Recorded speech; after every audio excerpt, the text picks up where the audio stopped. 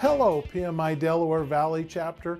I'm John Stenbeck, and I just returned from being in Washington, D.C. at the State Department, witnessing a friend being sworn in as the new ambassador to Turkmenistan. While I was there, I was struck by the fact that diplomacy really equals agility plus leadership. And that's a very challenging environment. Perhaps as challenging as the environment that you're in with your company and your workplace. And so you know that your company needs agility, needs agile leadership, and that means there's career opportunity for you there. That's why your chapter has partnered with us to bring you a PMI-ACP exam prep class so that they can help you add the ACP designation to your resume.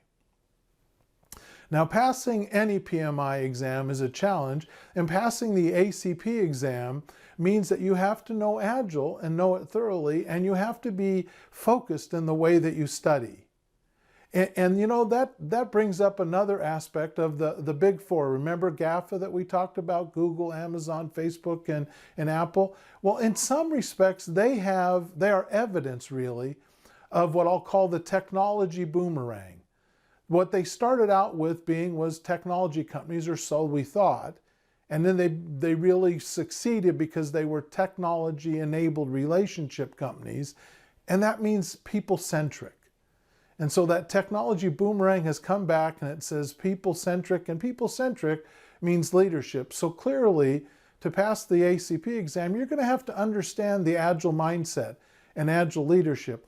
And with our clear, engineered kind of clarity about understanding the material and applying it and making it accessible for you, we want to be there to help you to pass the exam on your first try, like so many of our students have done, to be another contributor to that amazingly high pass percentage that we have for the first try.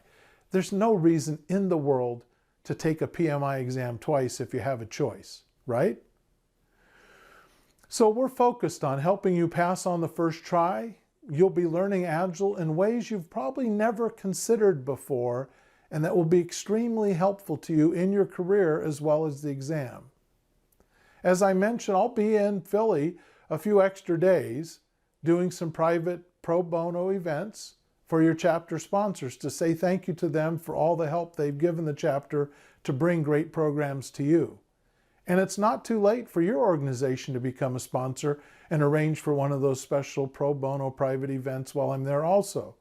So reach out to the chapter, let them know that you want to sponsor and that you'd like to arrange to get me on site. By now you know it's John G. You got to add the G, Stenbeck. Leave out the I because I didn't write Grapes of Wrath. And I look forward to seeing you there. You know what? Let me add one other, I'll call it a spoiler alert. Something for you to think about until we're in the class.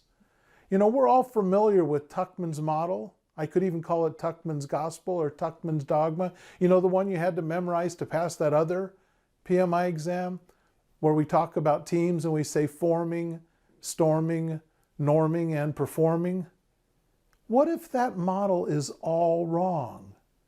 What if it really is not delivering the results that you think it is?